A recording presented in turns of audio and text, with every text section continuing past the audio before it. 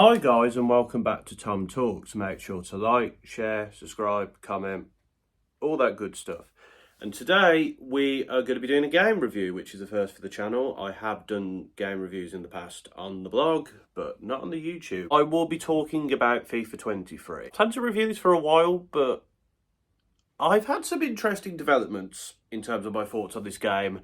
So I got it for Christmas, didn't get it when it came out, and this is sort of my thoughts which have developed over the time from playing the game for a couple of months now, I guess. So FIFA 23 is the last in the FIFA series to be developed by EA Sports. Of course, they've been doing it since way back in the 90s. I used to have FIFA every year. I think from FIFA 08 to FIFA 19, I had every FIFA. I had all the World Cup games as well. I didn't get the Euro 2012 mission packs, but I had the 2006 World Cup game, Euro 2008, the 2010 World Cup game, the 2014 World Cup game. And then after that, I think it just became DLC. Actually, no, I think one of the Euros was on PES, maybe. I had PES 08 to 10 and 3 as well, in case you're wondering. FIFA 19, I think the game had deteriorated a bit in quality by that point. FIFA 08 to FIFA 15 were all very good, very enjoyable games. FIFA 10 I was a bit on, but I had it on PS2, so not as good as the PS3 version. I then had FIFA 11 onwards, and then FIFA 14 onwards from PS4, and then, yeah. So I got to FIFA 19, and I was kind of fed up with the game because I wasn't enjoying it as much. It was very frustrating, and I just was like, why am I paying, at the time, £50 a year to play a game that frustrates me, annoys me, doesn't really change that much, isn't as good as it used to be. So yeah, I stopped buying FIFA. And 4 years since FIFA 19, I've decided to buy FIFA 23, which is the last one. I thought, I'll give it a go, see if it's any different. Also, it's the last one as well, so, bit of nostalgia calling me, I guess. Go to the game a bit itself. Graphically, FIFA is always usually very good. I'd say this one is good. There is quite a few glitches, though, in this game, I will say. It is quite glitchy, which, for a AAA game that has been out now for over half a year, that's not great. The majority of the glitches are sort of like textures pop out, or like a player's face won't fully be formed on like one of the news articles for a transfer. I think the worst one is, I believe I was playing as Barcelona and Rafinha had a shot and he just went through the wall behind the goal into the void. And I was just like, okay. It's not game breaking and it's not as noticeable as on, like, I don't know, Cyberpunk had a few of those issues. Yeah, for a AAA game, it should be like that. I mean, the game looks good, but that's an issue. Gameplay itself, I think, is pretty fun. I think the defending, once you get used to it, it's a bit different. It's a bit difficult to get used to. I feel like pacey players just kind of run past you. I did find it a lot easier when I put the roles on, so like defenders like stick to the man or run to make a tackle. It's a lot easier that way. The passing is fairly accurate, shooting is fairly accurate.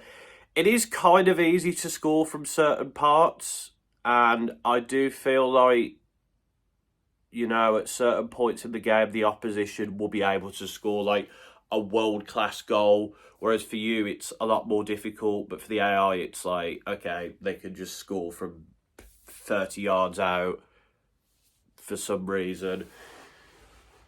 It's not too much of an issue, though. In fact, I felt like towards the end of my time playing this game, it was a little too easy. So I started off on professional, but then professional for me just got way too easy. So I then moved to world class, which was difficult at first, but after a while playing it, it is kind of easy now. And I am sort of like losing a bit of the fun of the game because there's no sort of like feeling of, oh, I might lose this game. Even like when you're playing as like someone like Wolves, for example. You're more likely to lose a game, but, you know, for me, it's an issue, and a game shouldn't be too easy to the point where you're starting to get bored of it. But that's after like a few months of playing. But I mean, this game is supposed to last you all year round, so I don't know. That's sort of the gameplay aesthetic of it overall. I think the gameplay is pretty good, but there's always these little things with FIFA where you can do a certain thing and you just go through it. I will say crossing is quite annoying though. I feel like low crosses it's very easy to score from, but high crosses it's very difficult to score a header from. Corners, very difficult to score from as well. The way that they've changed free kicks and penalties, it might not have been done recently. It might have been done a few games ago, but I feel like they've made it a bit too difficult to score from free kicks, and penalties is a bit of a pain in the butt as well. So yeah, the gameplay I think I enjoy overall, but it has a few issues there. The modes, I think, as I've talked about the general modes, really. I do find it a bit odd that you can't play career mode or manager mode as a woman or a women's team. I find that a bit odd, personally. Play as the Ted Lasso team in career mode, but you can't play as WSL team. I feel like that's something they should have done by now. Women's teams have been in FIFA since like FIFA 19, and the women's teams are still fun to play as. In fact, I feel like the matches are a lot more interesting and like close. I feel like that's something they should have done. Just remembered you can technically play as a women's manager, but only of men's teams. So I guess I was sort of wrong on the point I said, but you know, Sam Kerr is one of the cover stars of the game, and you can't play as her in career mode. Just, I don't know, seems a bit odd to me personally, but back to the video. Career mode in general, I'd say it's pretty fun. I like that they updated it a bit since FIFA 19. I will say a lot of my thoughts on the game are going to be based on comparing this game to FIFA 19. So there will be a few changes, considering one, that was a PS4 game that came out 4 years ago, and two, a lot of these updates will have not been made for this game. But I like the transfer negotiation thing. I think that adds an extra dynamic to things. I like to sort of grow players or change their positioning. Those are the changes I noticed in terms of that. I like that you can play as real managers now. I think that's cool. You didn't get to do that before, so I think that's cool there. Although I feel like they should probably have a few more managers from like the Spanish leagues, the French leagues, the German leagues, etc. It's mainly just the Premier League. I think there's a few Championship ones as well, but yeah, and they've also updated them as well. So like Sean Dyche is in the game for Everton now, for example. In terms of transfers, I think have the ability to be bought out, and it does feel like the sort of outside of your club transfers are fairly predictable, though. They're not as wild as they used to be, though, I will say, which is good. It's like Harry Kane is not going to be signed by Wolves, or there used to be some odd transfers, and I feel like the game's more realistic in that point. I think the league table it's not as unrealistic as it used to be, where like Aston Villa was challenging for the Premier League.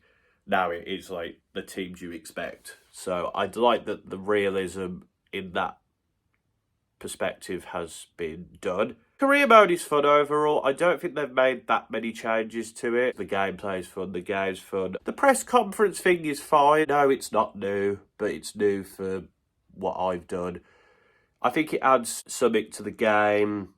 I don't think it makes too much of a difference to sort of the overall thing. But I think the options could be a bit better, though, because some of the questions are quite predictable.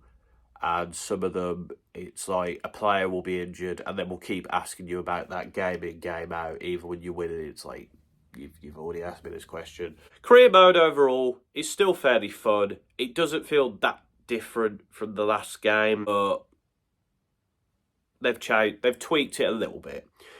Ultimate Team. So, Ultimate Team is an interesting one. I think they improved over FIFA 19, because Ultimate Team and FIFA 19 was horrible. You basically had to play 5 matches to decide what league you were in, and you were always put against teams that are way better than you, which I thought was very unfair. By that point, I was kind of fed up with it. I think Ultimate Team is a lot better, with more chance of building a solid team and getting used to the game. And you get rewards, and you don't necessarily have to buy loads of players to make a good team.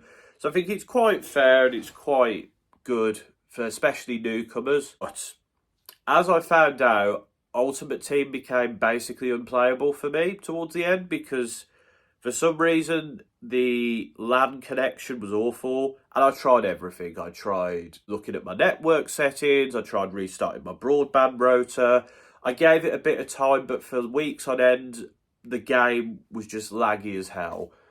And if I was playing against somebody who wasn't great, it didn't matter. But if I was playing sort of like a very even contest, I just lost because the game would stop and then a player would be over there and then they'd score.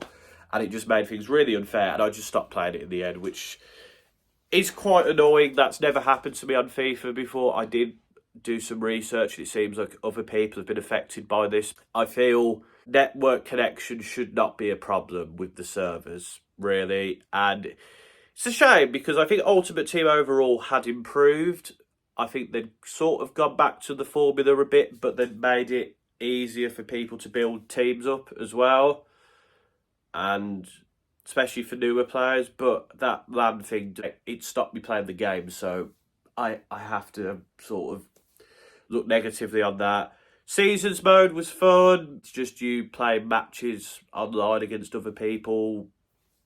As long as I didn't have any connection issues there, because I only played a couple of games of Seasons when my connection was working, and that was fun. I think the final game mode to talk about, I've never played pro clubs, and I don't really know anyone who plays FIFA these days that has a PS5. Most of my mates who I played games with back in the day, I either don't play with anymore, or they don't really play the same game as me, so I didn't play Pro Clubs. But I played Volta, which is the FIFA Street mode. I enjoyed FIFA Street back in the day. I had FIFA Street 2 on PS2, I think I borrowed that, and then I had FIFA Street on PS3, which I actually thought was quite fun. I know the reviews at the time were fairly negative, but I enjoyed it. Volta mode, it's decent. I feel like it would have helped if it showed you how to do skill moves and stuff, because I didn't really know how to, so I was just kind of just playing the game normally, except I'd power shots and stuff. It was still fun though, and it's a fun mode, and it's a nice difference between the normal game.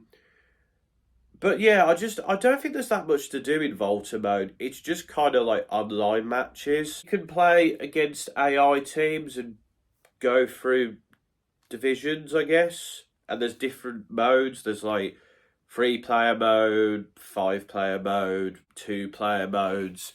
And that varies things up a little bit, but I don't know, I would have liked a competitive side to it. I feel like that would have made things better. And it would have been cool to play as teams, like, I don't know, like England, Brazil, Manchester United, PSG. And it seemed to be online only, which is kind of a shame. But overall, I thought it's decently done.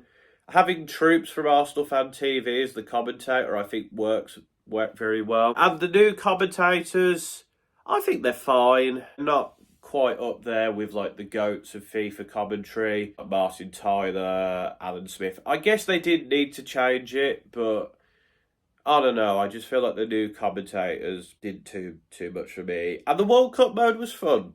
I think it was well done. I think it's basically the gameplay, but with the World Cup teams. Good. Not really much to say about it outside of that. The final thing that we always have to talk about with FIFA is the soundtrack. Because it's the last one, there's a lot of older stuff on there, like Kasabian, Blur. Plenty of classic FIFA songs on there.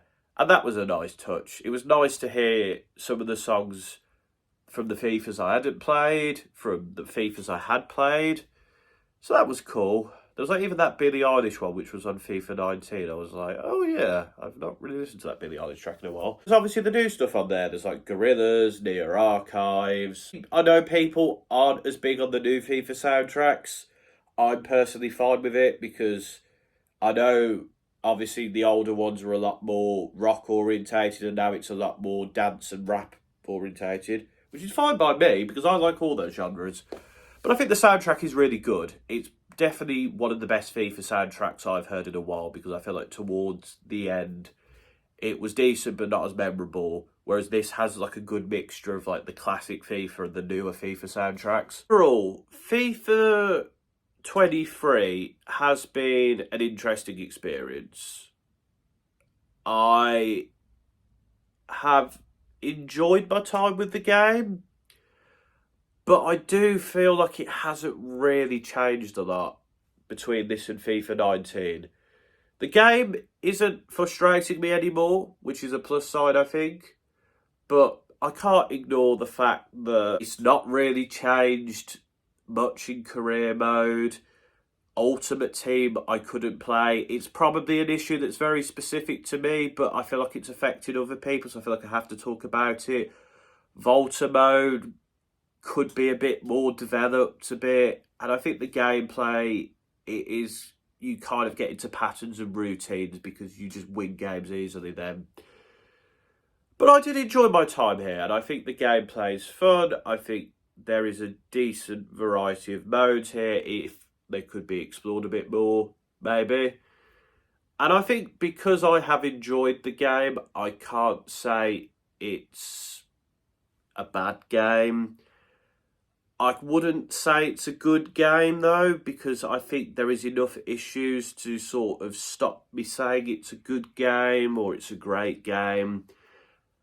And I don't think that there's much difference here between 19 and 23, which I think kind of says it all, really. I'm interested to see EA Sports FC, I think the game will be called. I'm interested to see if that will make the game better, if they have more creative license on what they can do.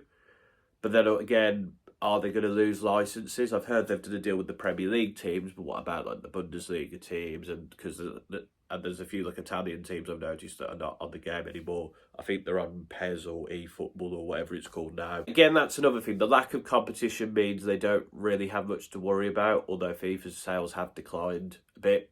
But PES, or eFootball as it's now called, was so bad that I feel like they really don't have any... Well, they will do, because FIFA is going to give the licence off to someone else. And that will also be interesting to see. FIFA 23 is fun. It's enjoyable. It's kind of frustrating. It's unplayable in points. And it doesn't feel that too much different. And I feel like if I'd had the last few FIFAs, I probably wouldn't enjoy this game as much, maybe. But yeah, I'm going to give FIFA 23 a 6 out of 10. And also, FIFA is like 55 to 60 quid now. But I think that's an issue with most PlayStation 5 games. It's not really FIFA's fault. Well, I mean, they could put it at 50 quid, but they're not going to do that, are they? Because money, money, money. That's my thoughts on FIFA 23. Let me know your thoughts in the comments, or if you've had any of the similar issues to me. That would be interesting to know. But until next time, this has been another TomTalks.